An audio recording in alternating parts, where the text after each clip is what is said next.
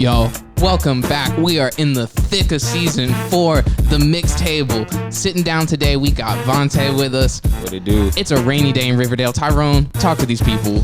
I'm feeling good and I'm feeling real great, but let me give you something as I'm chilling here on break. It's the middle of the spring, get into summer, but I'ma keep it on point like I be riding in Hummers, but I be chilling on these beats, that's how I ride. They see I hop on these beats and then they love how I slide, because when I call, it's a roll out and we show out. I'm finna show these boys we pulling all of them bows out. I pull that dough out like it's straight out the pocket. They see that boy is taking off like I chill in a rocket, and I don't know how I stop it. I just go keep it rocking, and they know stay out in that pocket like I get in them stockings. But nah, this ain't no Christmas, but this my wish list. They know I'm finna knock them off like it's my hit list. Nah, they can't get this. Nah, I just get lift. Nah, I'm finna show these boys how I go and get swift. Nah, this ain't no Taylor going ball just like I'm Baylor, but I'm finna show these boys I take them like the Undertaker. But I'm finna go and break her like I took her out the back.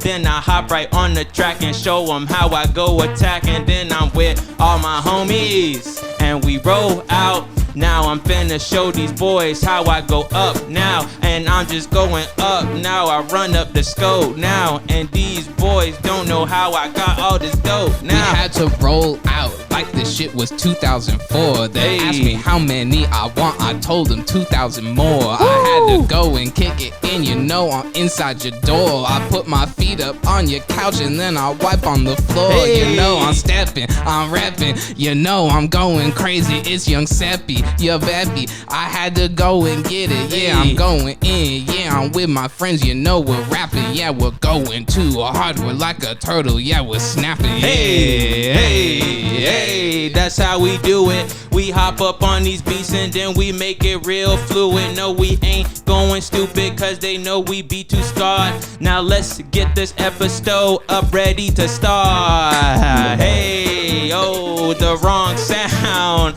but we gon' bring it around one more time. But this is how I do it, let me go give it a fix. We about to cook it up while we chillin' in the mix. Hey,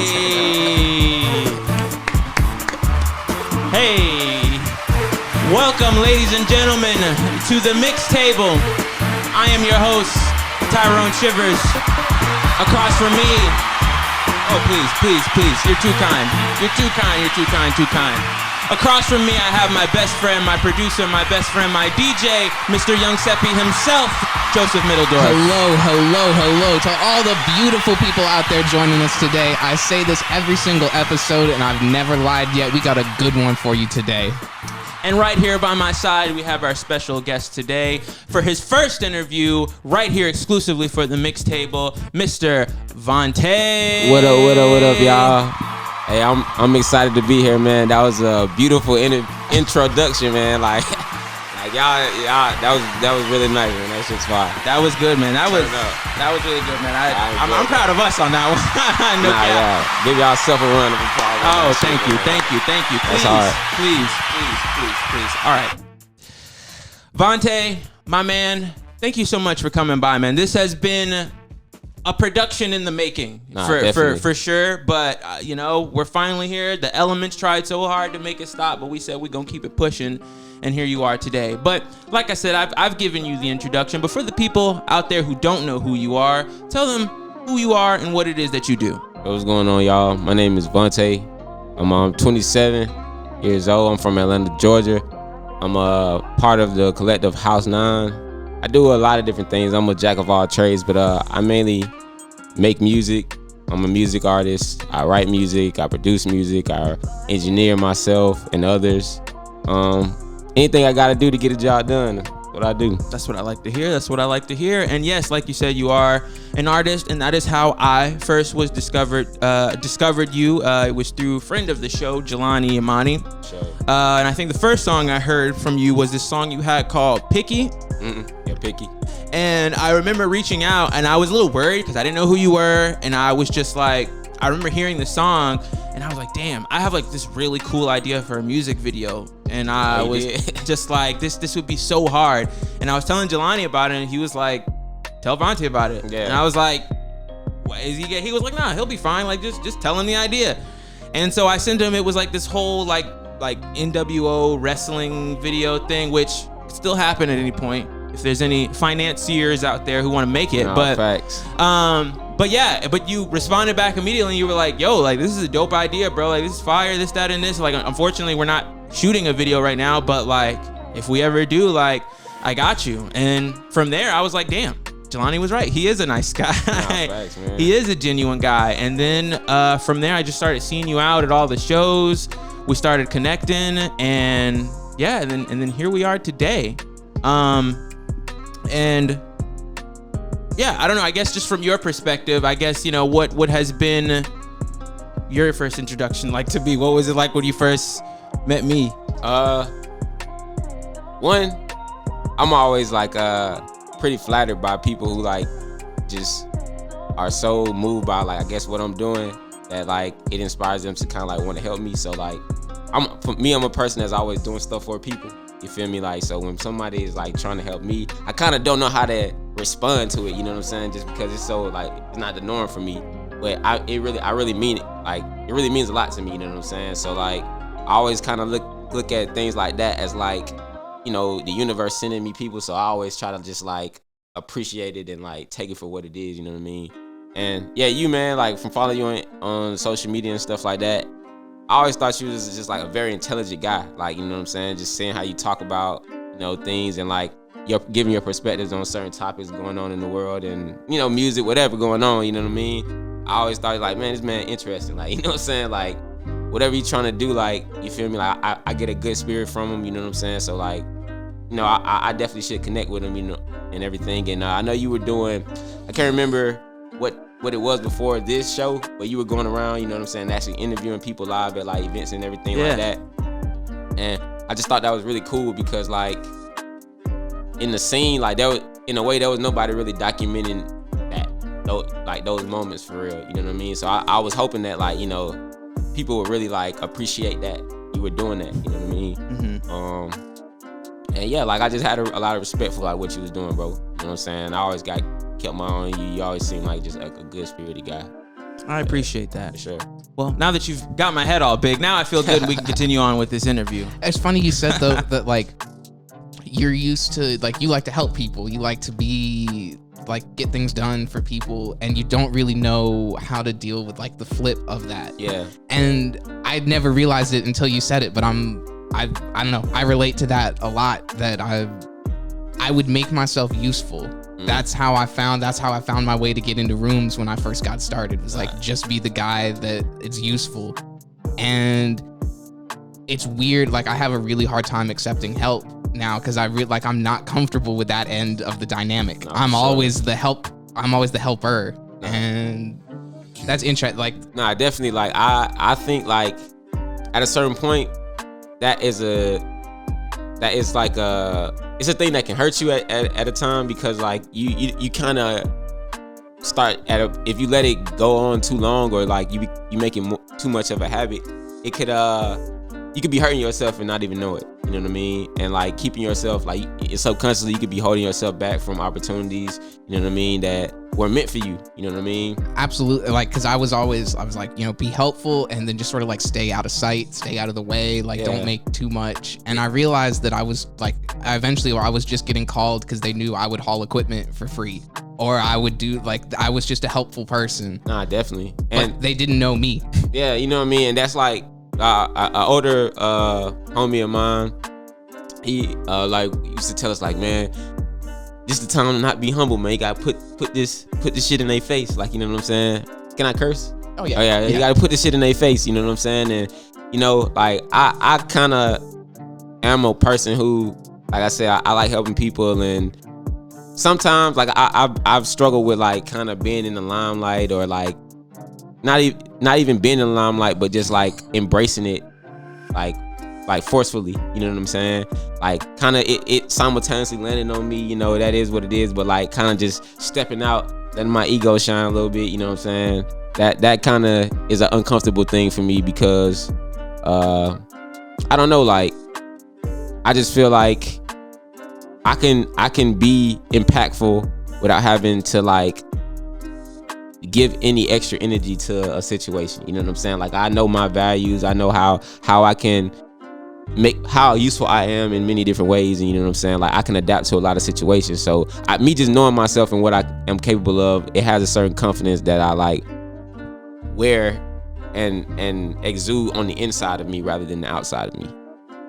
I'm having like an existential crisis here right now. I'm realizing that like I was uncomfortable asking for help in a lot of my relationships and whatever, because I had built them on me being the helpful person. Yeah. Like the whole dynamic was based on like I help you and then you just kind of go about your day and whatever. No, I bet. And I couldn't reach out to people because I was like, I was worried it was going to ruin the relationship. Like I'm not the one that asked for help. And wow. Yeah, you realize a lot when you come at things like that. Because I was gonna say this is kind of like the double-edged thing of like the being in art, because you're kind of like told early on like, nah, you got to do it yourself. You got to get the ball rolling. You got to do all this, that, and that. But then you get to a point where it's like, well, nah, you need other people now. But it's hard for a lot of people to make that jump because it's like, well, especially if you've been grinding for like 10, 15 years. Now it's like, all right, now you got to reach out and be like. And yeah, and I see how that precedent you make a habit of playing for exposure. Nah, facts. All of a sudden approaching venues to like, actually, you need to pay me this time. It's like, well, what about the last 10 times? Nah, definitely. One thing I learned though, oh no, you good. One thing I learned is that like, you know, you definitely build up good karma. If you know what I'm saying, could like go through your journey or whatever and go through life being that way and it's genuine, you know what I mean? And you have like genuine people around you that like in some way appreciate that. When you need help, those people should be able to tell you like or let you know in certain ways that like, hey man, you can ask for help, like, you know what I'm saying, we're here for you for that, you feel me? But it's still up to you to kind of like get out of your way and you know, embrace it, like let go of your pride and, you know what I mean, like just not be afraid to ask for help, you know what I mean? Because once you get to a certain point, I had to realize, you know, as an artist, or any type of artist, once you reach a certain level of like success or like a certain level of achievement to where like a certain level or you have certain expectations of yourself. Like you have to be able to produce at a certain, you know what I mean? And you have that pressure on you as well as like you still learning about yourself. You still, you know what I mean? You still going through life. You still dealing with the changes from all of the things that you're doing, and you just don't have enough.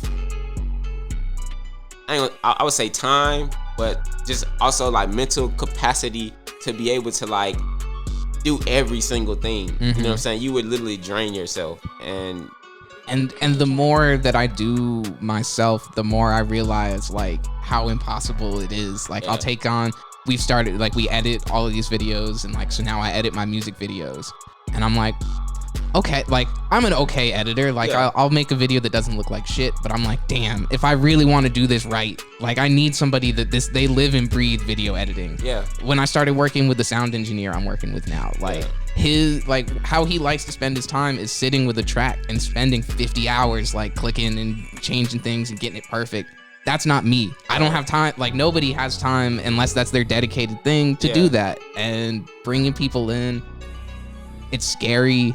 And like when you ask for help, when you you reach out for an interview, like that's so vulnerable. You toss yourself out there, and they could shit all over your dreams. But what's been, you know, in this journey for you so far? What's been the scariest or hardest thing to reach out for help for you?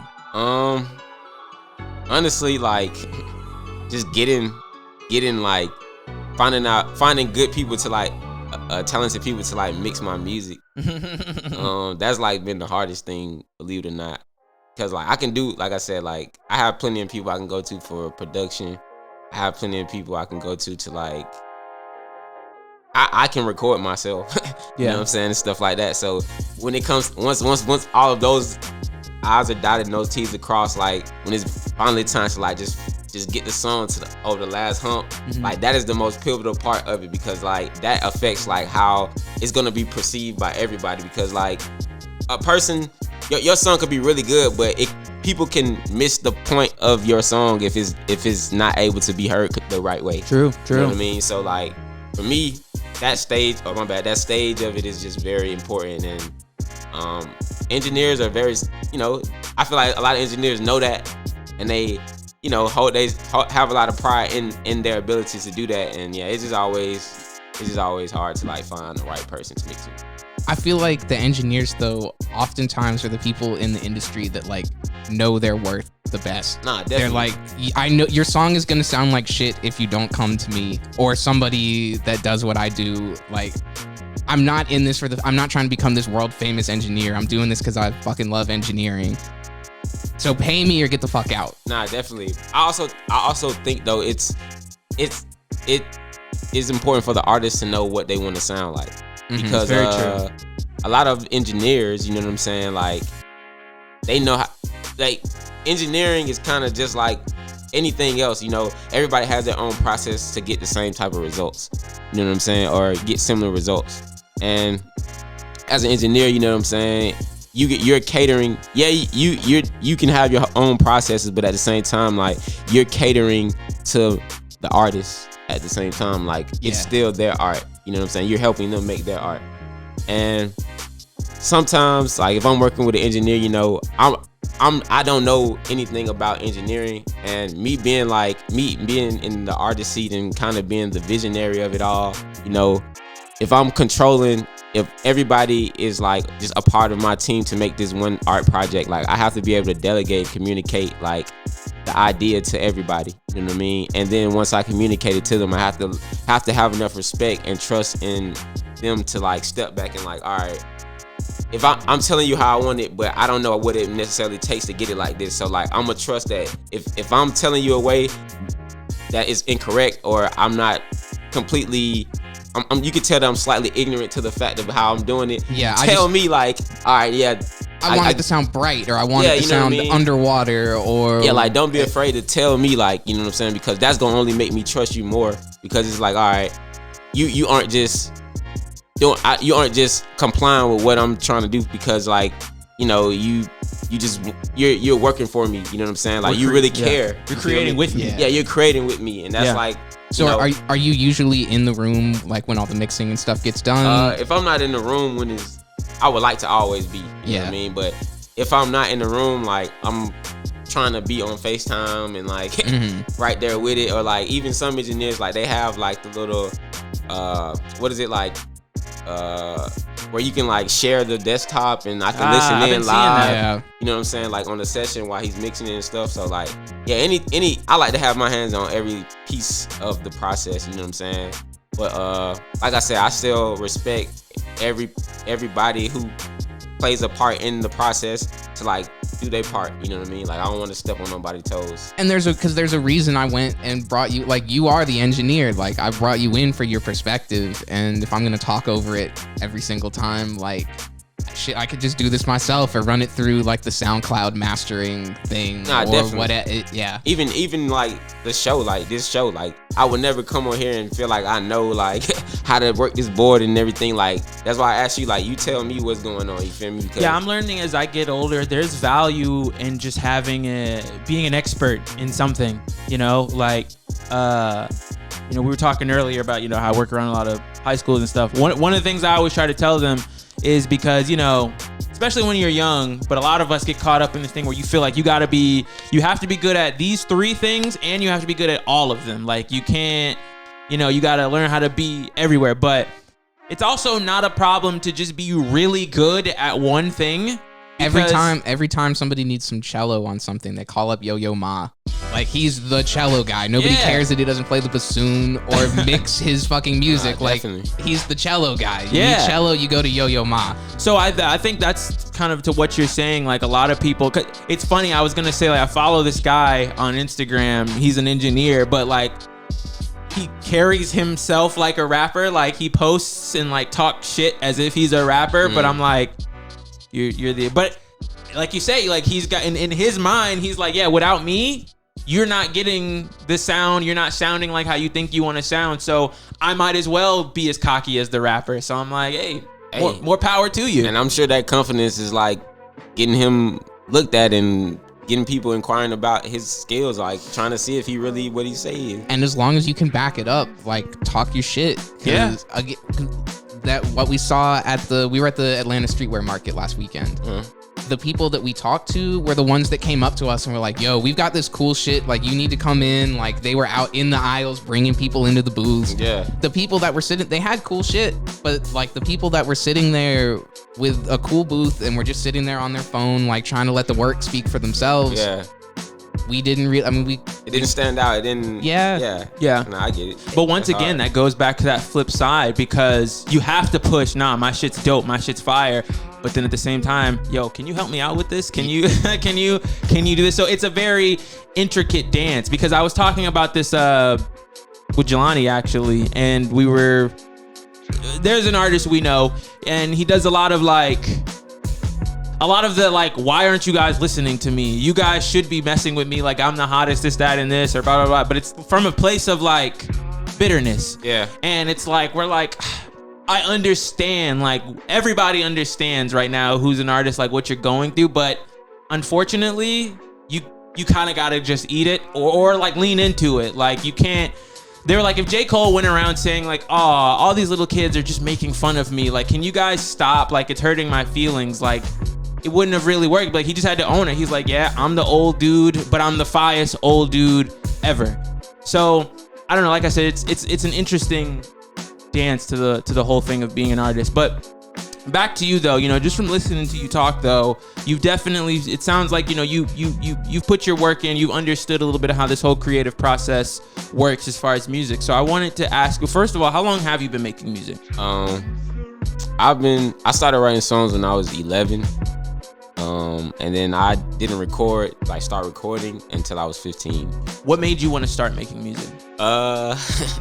So I'll be honest, like when I was younger, I first fell in love with music by way of dance, and Michael Jackson was my big inspiration. Like as far as I can remember, like he's the first person that like introduced me to like my love for music and creativity and entertaining and all that stuff. It wasn't until probably like I was 10 years old I was at a birthday party, at my cousin's birthday party, and I was walking past like the basement. I was in the basement and I was walking past the TV in the den, and 106 in Park was on, and they premiered Chris Brown Run It video. And like I remember like just something just stopped me in my tracks, like when the video came on. I just watched the whole video, like totally like fucking hypnotized by it. And I just couldn't help but think, like watching this video and watching this person sing and dance, is like, man, this man is just like Michael Jackson, you know what I'm saying? But it was fucking me up because it was like, he's young, like, you know what I'm saying? Like I never seen a kid this young like be a superstar like this, you know what I'm saying? And I always felt like I always wanted to be like Michael Jackson, you know what I'm saying? I thought he was the coolest person ever. So I'm saying like, damn, I have this person. I see this person is just like Michael Jackson too. So if he could be like this and he's this young, I could be younger and like this. You know what I'm saying? So now I already got the dancing down. So now I need the singing, obviously. And yeah, that's what people used to say, that I look like Chris Brown, and you know what I'm saying, when I was younger and stuff. So that just kind of made me feel like I could do it. Felt like it was meant for you. Yeah. So I just started writing music. Okay. So you started so what was the first, like, were you making songing music at first? Yeah, I was making singing songs. I actually bought Chris Brown album, that first album. And classic. I like listened to all the songs, and I choreographed like a dance number to every single song. Like, okay, so you were going like straight. You were trying to be Michael Jackson. I was trying to be Michael Jackson. Okay, yeah. That's real. So did you do talent shows, any of that stuff? Nah, I never did talent shows. I only did I would perform make performances and stuff with my cousins. Okay, just performing for my family. Okay, or just be doing the the performances, and just my family just gather around the house and I just perform for them. That's funny. Some parallels we have here. So Michael Jackson was, I'm pretty sure, a lot of people's introduction, but yeah, one of my first big, oh my God, Michael Jackson, that was the first thing. I still, till this day, I still have, what is it? I believe it's the History Volume 1 VHS tape, and it's got like 10 music videos, like all his biggest music yeah, videos on no, one I know VHS. exactly, yeah. I brought like every show and tell I ever had, but I went through the same thing of like, damn, I want to do that. I want to be like that. Went through the whole, like, in elementary school, I did like 3 or 4 like Michael Jackson performances. I think I was Michael Jackson for like Halloween one time. Yep. So I definitely feel you with this, like, once you saw that, you were like, damn, like. Yeah, it was just the expression, bro, like the feeling, like the feeling of like dancing and singing, and like the way music made me feel, you know what I mean? Like, can you come up to Mike a little bit? Yeah, the way music made me feel, like, and Michael Jackson just seemed like he always felt it, like, you know what I'm saying? And I felt like I always felt it too, you know what I mean? And that, even now when I make music, like, my music is heavily based on feeling. Like, I don't create music if I don't feel it. You know how some people can just write music and, you know, just be in the studio writing for hours, or you know, just always just have a song. Yeah. You know what I mean? Like, I literally have to feel it. You know what I mean? Like, I literally have to, like, down to the beat. Like, the beat, I can listen to beats all day until something makes me feel something, or something that, like, yeah, it requires a response from me, like, emotionally, to where, like, I definitely can hear a song, a beat, and it just unleash all of the lyrics. Like, it'll trigger like some memory of something that just come with lyrics. And a lot of times, like, if you see me make music, my process, like, I'm very, like, I guess, creatively impulsive. You know what I mean? So, like, if I get an idea, I literally have to get it down or be in a creative space to, like, keep track of it. You know what I'm saying? Because if I don't, I'm probably gonna have a few more ideas after that pretty soon, and that one's probably gonna be like, I'm gonna lose the feeling of that one, because I'm gonna have like 3-4 other ideas that I don't felt already. You know what I mean? And just trying to catch it, like, trying to get it back is always hard. So what is because I see that for sure. Like, if I don't finish a verse while I sat down to write it, the odds of that verse on that beat getting finished is like 1%. Yeah. Maybe. So what is your actual writing process like? This is what I was gonna ask. Yeah. When you sit down to write, do you like to just keep the beat running and like try to hold on to it, or are you like a flow, like you'd like to, because we are different. Like, I like to start at the beginning and I go until I run out of things to say, and then I run it back to the beginning and I go, like, and he likes to just keep things on loop and just like go until you're done. Nah, facts. For me, I think I like to definitely listen to the beat on loop, put it on loop, just let it keep going. You know what I'm saying? And I'll probably listen to the beat probably like twice full on, just to like see what's going on in it, see which instruments stick out to me, like which ones I'm feeling, like where the pockets are, all that type of stuff. And then probably like after that, I'll probably just start humming different melodies. I'll probably record them, you know, different melodies, and then sometimes, like, from the melodies, I'll structure the song. Like, if I like a melody that's like, yeah, this sound like a hook, like, you know what I mean, like, this feels like the hook, I section that melody off. And then if I come up with a melody that, like, oh, this could be the start of the verse, like, I like how I switch the emotion in how I'm singing the melody. This feels like the verse. Then after that point, it's just filling it up with words, and that's basically it. So because hearing you say all this, you have a very good understanding of like song structure and things like this. So with you being like introduced to music through like you wanting to make singy songs, pop songs, so to speak, when did hip hop come into play? When did that? I'm gonna assume living in Atlanta, it was everywhere, but that's a good question. Yeah, when did that? Yeah, so it honestly didn't. Of course, like on the radio, I used to listen to the radio a lot. You know what I'm saying? And all the way up into high school, like probably like 10th grade for sure. That's when I really got into like, you know, that's when the portable, you know what I'm saying, your personal music players, iPods, all that stuff. So, my bad again. Like that is when, once I got an iPod, that's when I was able to kind of really control like, all the music that I listened to, and just hanging around kids at school. Like, it was really from kids at school that like put me on to like music, like rapping. Ken was, we went to high school together, and like I said, my friend, our brother Noah, those two really like put me on to all of the like rappers that I listen to today, like Kendrick Lamar, really Drake, and anybody else in Big Sean, Chance the Rapper, Vic Mensa, like a lot, everybody that is, you know what I'm saying, considered like a great rapper today, like they put me onto it and kind of made me develop an interest in like really listening to music in a specific way, like really dissecting it, really paying attention to lyricism, understanding like different flows, different pockets, stuff like that. Like as far as like rapping and stuff, like I really learned a lot of it from like them and like observing them and they passion for it. We would have been great friends in high school because that's what I did, or that's what I felt like I was doing to him in high school.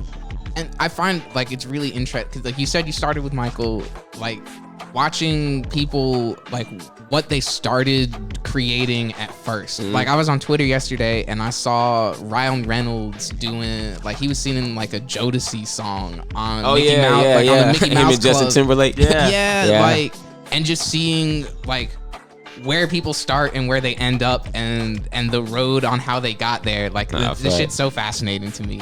Facts. I love that video though. That was a fire video. No, but that's so funny. I was the person, like I found, well, I wasn't the first one out of my friend groups, but out of certain friend groups, I was the first one that really started like listening to music. Yeah. So I would always come to my friends and be like, yo, you need to listen to this. Listen to this song and tell me what you think. And then I'd have some friends that be like, yeah, I mean, it's cool, but like, I don't get it. And I'm like, no. All right, let me play you these 5 songs here so you understand why this is 5. So like, I just love doing that, so it's really fun to hear that they did that to you. Nah, facts. I will say this too. I want to add this too. So like as far as like hip hop, like rap, right, and like I don't know, like conscious music and stuff like that, it was definitely that. You know what I'm saying? Like they put me on to that. But it was a girl. Always a girl. It was a girl that put me on to like Tyler the Creator. Now, she put me on a Frank Ocean. The song She. And it was funny because she wasn't even like a Tyler the Creator or a Frank Ocean fan. She just liked that song. And like she put me onto that song, and from there, I'm the type of person that like I have a very indulgent personality. Like when I'm fixated on something, I'm obsessed with something, I try to learn everything about it. You know what I'm saying? Till I like got it. You know what I mean? So at this time, like I was definitely just obsessed with like just finding different talented artists. And like at this point, like she hooked me on to Frank Ocean, and I became a really big fan of Frank Ocean, and that led me into Tyler the Creator because I wasn't at first like a fan of Tyler the Creator. I'll be honest, like you know, I thought I didn't understand it.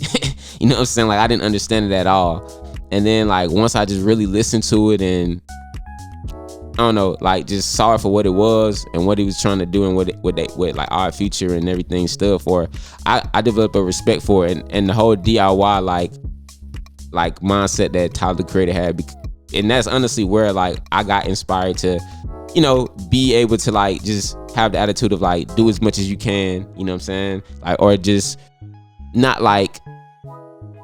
understanding that you don't need big budgets, you don't need like all these external like features or like things to make something great if the idea itself is great.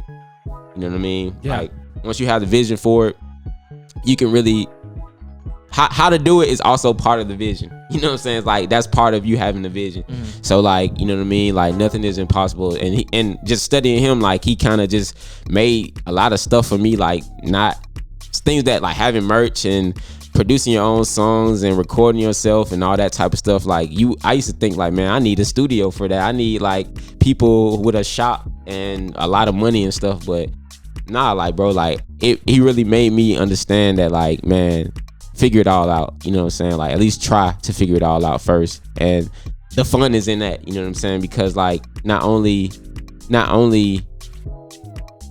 is it difficult at first, you know what I'm saying, but like the reward of like getting past the difficulty and learning the skill and like overall at the end of it all, like seeing you be able to like manifest like your idea from it all, like, you know what I'm saying, it's a very, very, very satisfying feeling as an artist. So I mean, you've said a couple times that like you really like to figure shit out, you like to know every detail about it. Can you jump off the diving board? Like, do you need to know everything before you launch into something, or can you go in like on faith? Like, I'll figure it out. I need to start. Yeah. Like, I'll figure this shit out when I get there. Definitely. I think that's like a lot of things, you know what I'm saying? Because in life, you don't really learn. You could learn a lot of things. Like, you can read a book about how to build a car, but you won't know how to build a car unless you build that car. And you know what I mean? I'm trying to get out, because I'm usually the type, like, let me read the whole book and like make sure I understand every little piece of it before I start like building the car, because I don't want to do it wrong. I don't want to mess it up. I don't want to jump into something without knowing. Like, I don't want to jump off the cliff if I don't know how deep the water is. Nah, facts. I think you should be aware of what you. I think in any situation you should be knowledgeable about like how people have done it. But I think you should also be subjective to like how you can do it, because sometimes ignorance is bliss. And in the field of being creative, I always look at either you're one like a type A artist or a type B artist. You're either a technical creator where like you know all the stuff and you can create, but sometimes I find that can be limiting.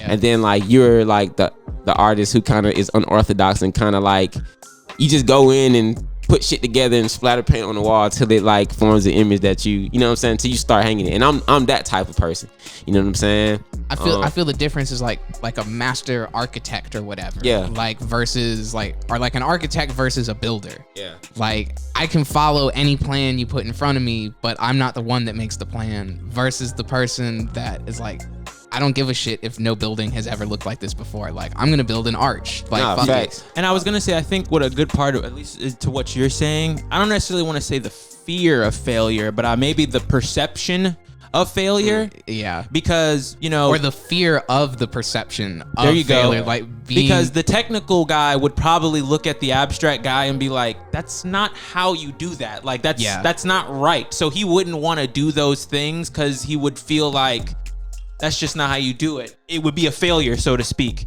But the other artist would look at that as like, well, what is a failure? Like, nah, facts. You know, like, because this is something I think we've had this conversation before. We've gotten like lost using GPS before, and that has told us like how we go about things. And I see like, yes, he's very, no, let's stop, assess everything before we move, and then, because I hate having to undo shit. Right. Like, I hate facts. working on something and then being like, damn. And in a lot of context, that is like when the context is your time, your money, and things like that. Like, understandably so, you want to make sure you're doing the right thing. But facts. I have a lot of things in certain situations where I'm like, all right, let's just run it at the wall. If it breaks, what did we learn from that? What can we learn when we do it again and we know, okay, this, that, and this. But like I said, each scenario has their times for each one. You know? Definitely. And I think like as far as like having like the fear of perception, it comes from, I feel like that is only present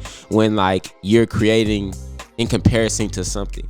You know what I'm saying? And as opposed to like just like you said, running at the wall. You know what I mean? And for me, I like the more unorthodox approach and kind of like just going with what I know, but also going with what I feel. And because like I strive in any creative situation, in any creative endeavor, I strive to innovate. And I feel like being unorthodox, that's where the limitation comes in as far as like being too technical, is because it's like in the back of your mind, you know how things are technically supposed to be, so you naturally are doing things with that, you know what I'm saying? Or you kind of stand along those lines, like treading that water. But yeah, like I feel like when you kind of blindly go into a situation and see what you make of it, you know what I mean? Like you spring the opportunity to be innovative in that process, you know what I mean? And I like anytime with my music specifically, when someone says like, man, like this doesn't sound like anything I've heard before, even if they don't like necessarily feel like they would listen to it, you know, as long as I can get a compliment or some kind of reaction like that, that makes me feel like, dang, like, you know, I'm doing I did whatever I was supposed to do, I did it right. You know what I mean? Yeah. So that's always what I strive for. Just try to innovate, try to bring something new to the table. It's fun. I think that like the same way the people that are real technically oriented box themselves in, I feel like it's a double-edged sword that if you're like super, like it has to be completely different from anything, you can box yourself out. Definitely. That you focus so hard. The most important thing is that it's unique. Like there still needs to be like you could definitely be so outside the box as an artist to where like you create a disconnect from people because like it's so far in your world that it may not be relatable to other people, like the common folk. And I definitely feel like and that's where you get those artists like who kind of it may come off as entitlement, but they kind of just confused on like what to do as far as like how they can get their art to connect with people. You know what I mean? And I definitely think that there is a balance that you have to like play around with and figure out. Just like with anything in life, everything has a duality, and that's kind of like my approach with anything. You know, I kind of trying to find like the two ends and try to like figure out how to stay in the middle of it. And that's I found that like it's duality. Like the idea of the yin yang has like just as I keep getting older, I see it in everything. Exactly. The farther that you like, the more you run from something, the closer you get to the thing. That shit isn't linear; it's a circle. Like, nah, definitely. I don't know, man. Shit is really just. This is the part of the interview where I just get overwhelmed with the fact that I'm alive and that we're alive and life is crazy.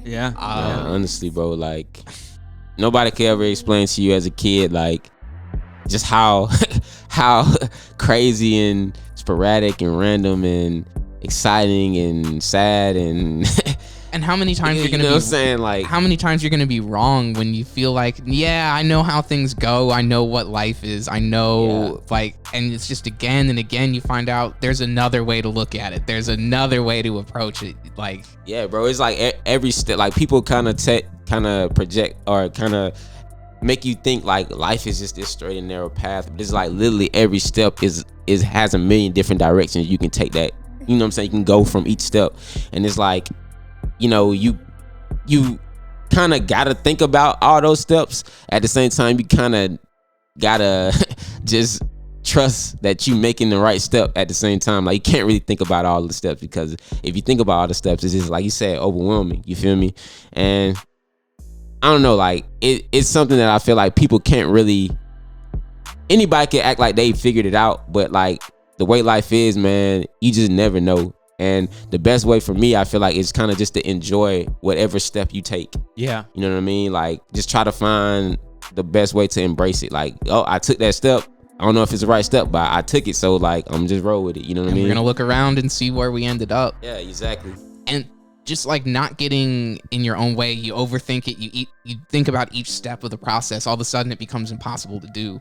We were talking about that, like, before we were just, like, rapping before you showed up. And I've got a big thing, like, every time I say a line that I really fuck with, it ruins the rest of, like, it ruins everything I'm doing, because, like, I get so excited that I'm like, yes, this, like, and then I start thinking about it, and I don't, like, or, like, if you're trying to ride a bike. Yeah. You get on the bike and you ride it, or you think, like, left, right, and you're like, oh, I need to move this muscle. I need to tense this muscle in my back to, like, get the balance right. Yeah, like, as soon as if you try to, like, hone in on it too much, you get too close and you can't see. Nah, facts. Facts. Yeah, it's all a formula, man. It's like it's definitely all a formula to this life stuff, and it's like being aware and paying attention to it. You have to. I look at it like mathematics. You know what I'm saying? Like you have to pay attention to how things respond to you, how you respond to things, and like play life. Like if you pressing this button and you know it's like producing this certain thing, all right, you know what I'm saying, you know you shouldn't be, you know to get this certain reaction or to get this certain function, you know that you have to what am I trying to say, like you have to embrace that and like understand like when that's most valuable to do.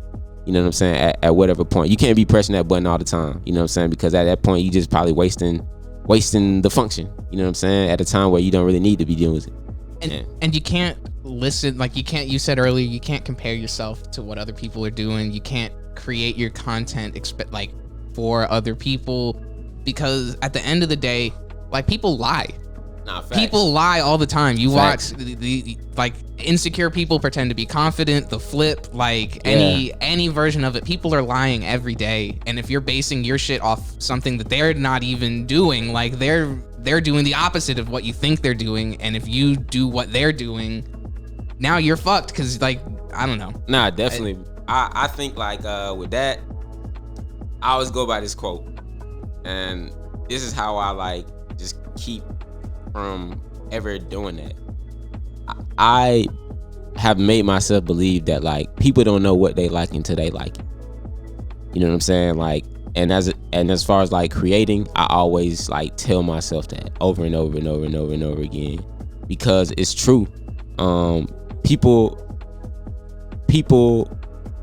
how could you people, not the natural instinct for people to do is compare something to something they've already seen before. You know what I'm saying? And that goes back to, like, being innovative and having an unorthodox, like, method of creating, because, like, if I can produce something that nobody's ever seen before, nobody can connect it to anything, they have no choice but to truthfully perceive it, like, take it in for what it is and form their own honest opinion about it. They could just hate it. They could just hate it, but it's a certain thing to where, like, their mind is so captivated by it because they never seen it before. It's like, I have to process this fully first to be able. Whether they hate it, that's still a strong reaction. Yeah, you've caused somebody to be like, you know. Yeah, because exactly. this shouldn't, the world that I've built in the, like, the rules of the universe, like, this is outside of what I decided what the world is. So, like, how can this be and how can I be at the same time? Exactly. And if they hate it enough, they're gonna tell somebody, like, they're gonna go tell somebody, like, hey man, look at this, I hate this so much. Look how this, like, yeah, like, I hate this so much, you gotta see this. And look at what you gotta happened. hear this. Look what happened with, like, the CMA awards and Lil Nas. Oh yeah. They hate watch that shit into, like, a 20-week #1, 12 remixes, like, winning awards. Like, if they had just let it go, but they had to make sense. They couldn't let go of it. They couldn't. And yeah, because it was so polarizing and they just couldn't, like, you know what I'm saying? In a way, it was still fascinating to them. You know what I mean? Like, that they couldn't believe that what they were seeing. You know what I mean? So it's like a double-edged sword, but all, like they say, all publicity and stuff like that is good. So they say.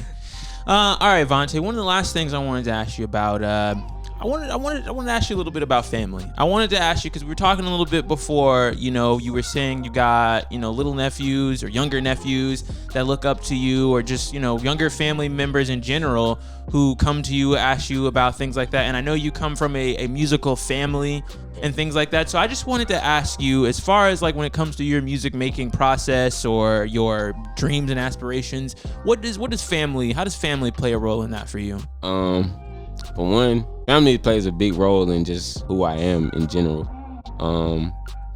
It wasn't until, but for starters, it wasn't. I didn't discover until later, like, just developing more of a relationship with my dad, that, like, music is it's safe to say, I would say it's in my genes.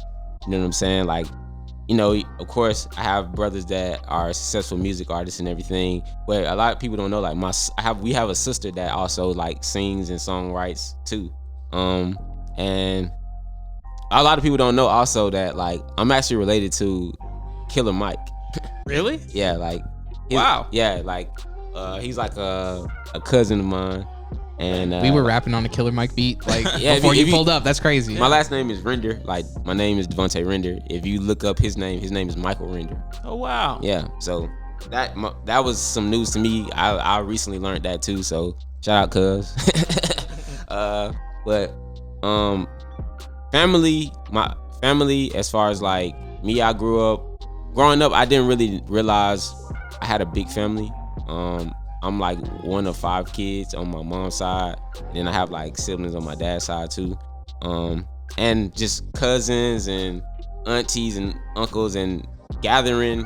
We had a lot of family gatherings and stuff, and I always felt a lot of support from my family. Like I said, anytime we gathered, I was always the one performing for everybody, like doing some kind of dance routine or doing some kind of song that I made, or some poem or something, you know what I'm saying? And I like the attention, to be honest, you know what I'm saying? I like bringing that type of enjoyment to my family, you know what I mean? And growing up, you know, I was always the music person in the family, and my brothers and stuff like that were really like the dancers too, at a certain degree, at a certain point. So like growing up and seeing like them take over music and stuff like that and just reach this certain level, it made me very proud, because it was like a dang, you know what I'm saying? Like who would have thought that?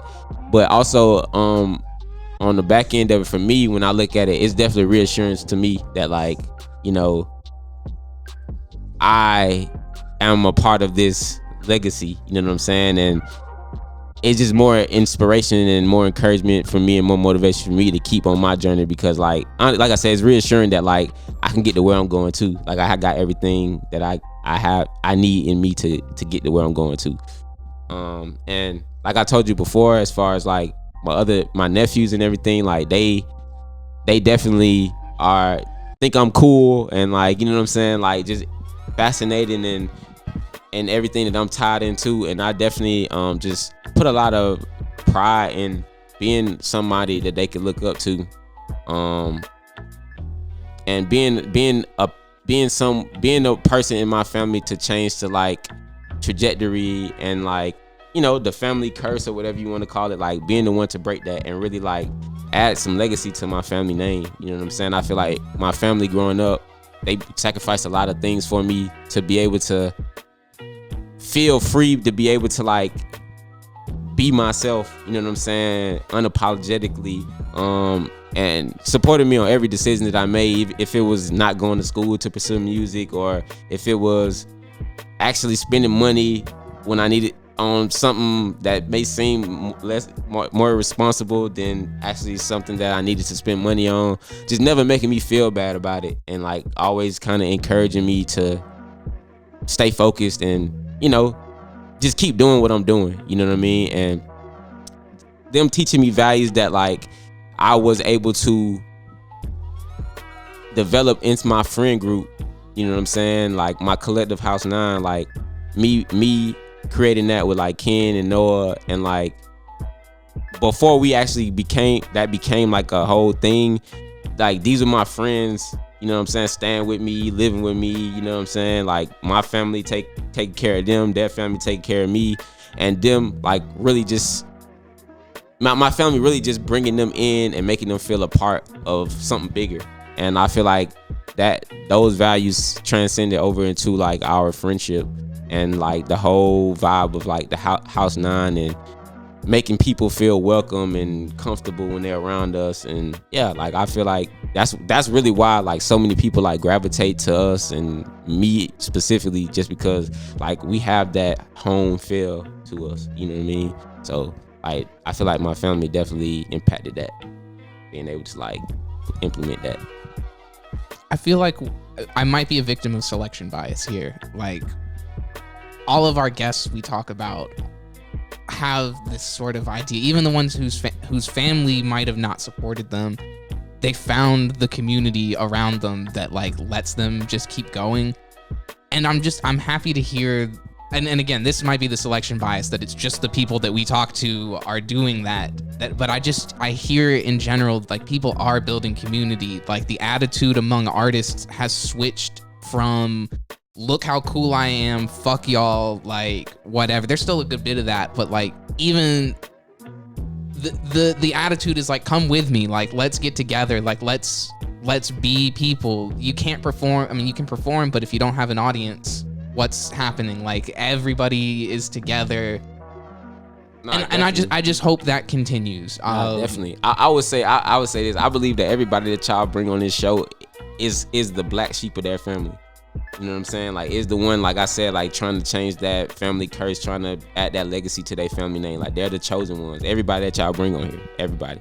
And like, I would like to say that the universe, like upon my journey, has aligned me with those people from those same black sheep of different families, like brought us together, just because all of our families, even though they understand that like we're different from the rest of the family, and you know they may not fully understand it, but they all have that similarity of allowing us kind of just to be, you know what I'm saying? And through the universe, like we've been able to like gravitate to each other to create that heaven, that place, that space to where like we can all exist and have that love, have that same level of support for one another, that same level of understanding that like our families may not be so tapped into us to be able to provide for us, so we like provided for ourselves, and so that we can sustain like that feeling, that drive, that like desire to be great artists, and like, you know what I'm saying, be able to like create, you know what I mean?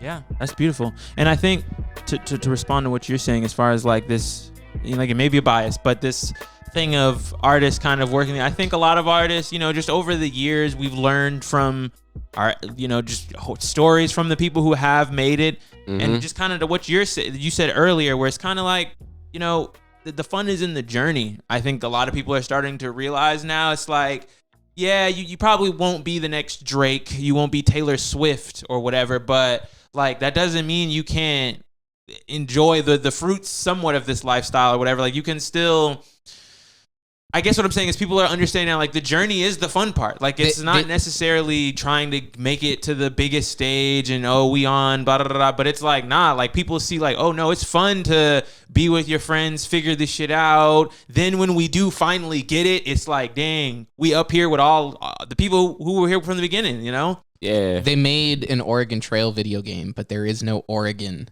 the video game. There you go. They got to Oregon and no one gives a shit, but it was the journey. Yeah, man. That was the fun part. It's all about the friends we made along the way. Nah, you know? definitely. There you go.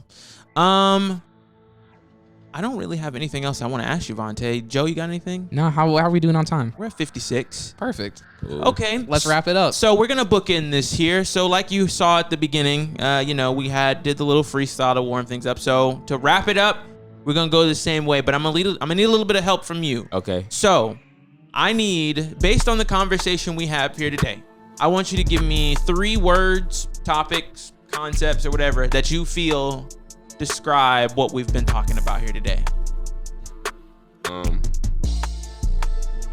Let's see, 3 words. I say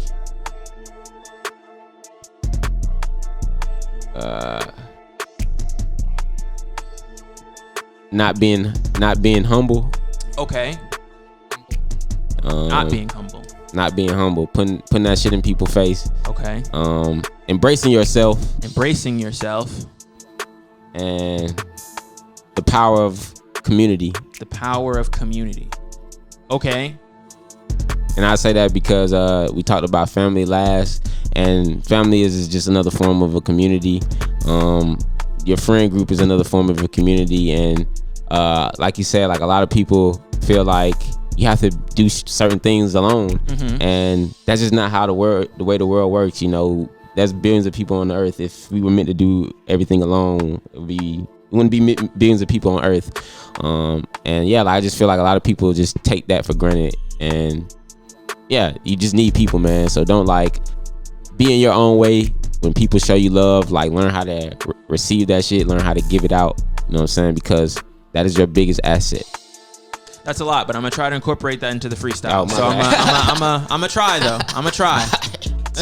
So not humble, embrace yourself, power of community. Power of community. Okay. I see what you do.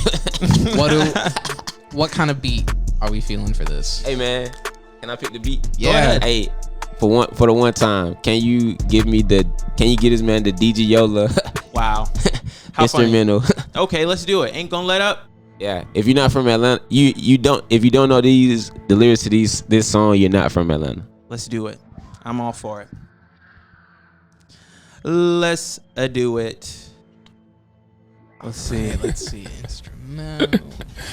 Sensational. Yes, it is. Oh, nice. And the beat that I was playing just ended. Perfect. Here we go. All right. So, not humble, embrace yourself, power of community. Okay. I like the chant. Okay.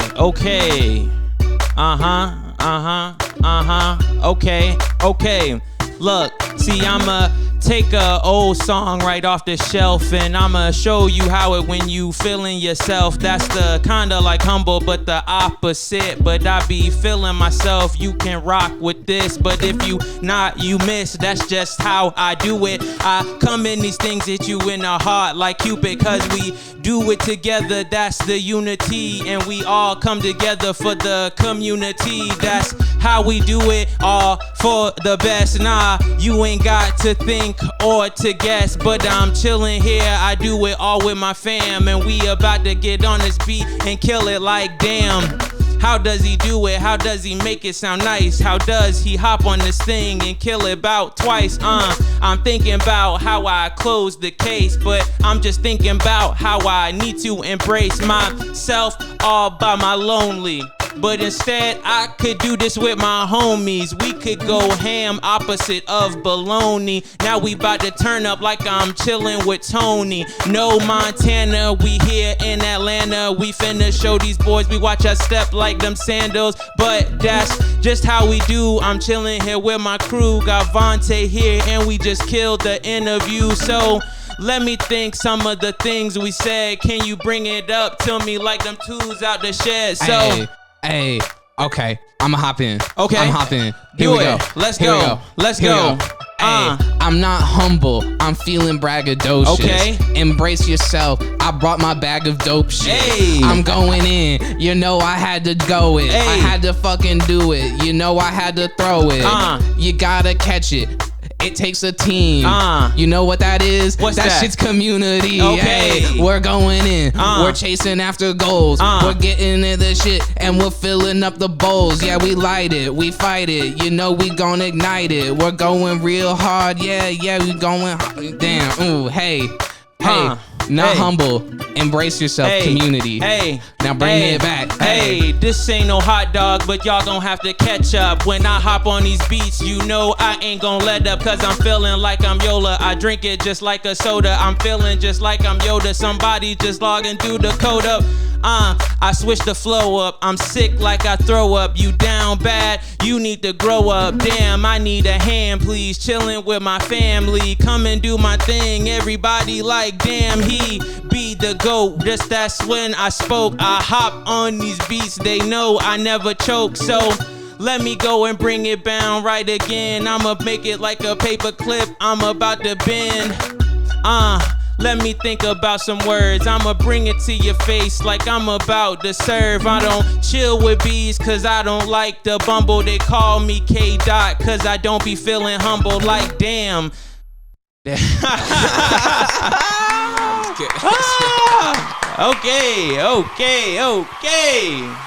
Hell yeah. Hey man, one of my favorite things to do is to hear y'all freestyle, man. That shit was impeccable, bro. Oh man, I appreciate it. Well, please. Thank you. You're too kind. Well, Vonta, my brother, we've made it here to the end. Yes, we have. Once again, man, like I said, I really appreciate you coming by, opening up to us, just chilling back, having a cool conversation.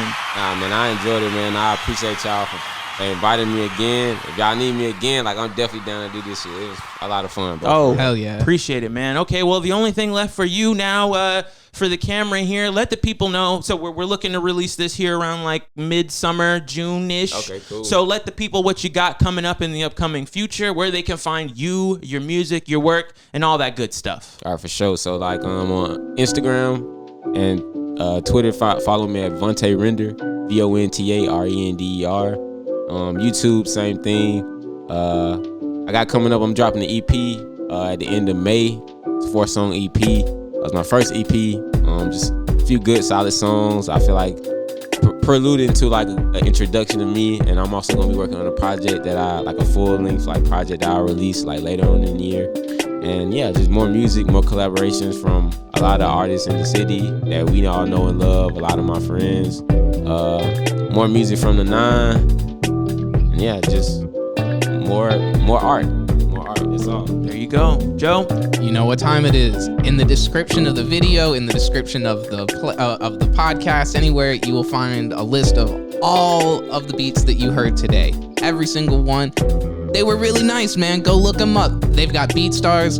Like, go buy some You want people to keep making money, keep making music, you gotta go fucking buy some music. It's how it works. You got friends, they make art. You got friends that make clothes. You got friends that do shit. Go support them. Go, I don't know, man. Go to your friends' restaurants. Go do some shit. I don't know. The last thing, I will have an album out probably by the time this shit airs. That Was Fun, Now What? Out on all platforms. Go stream that.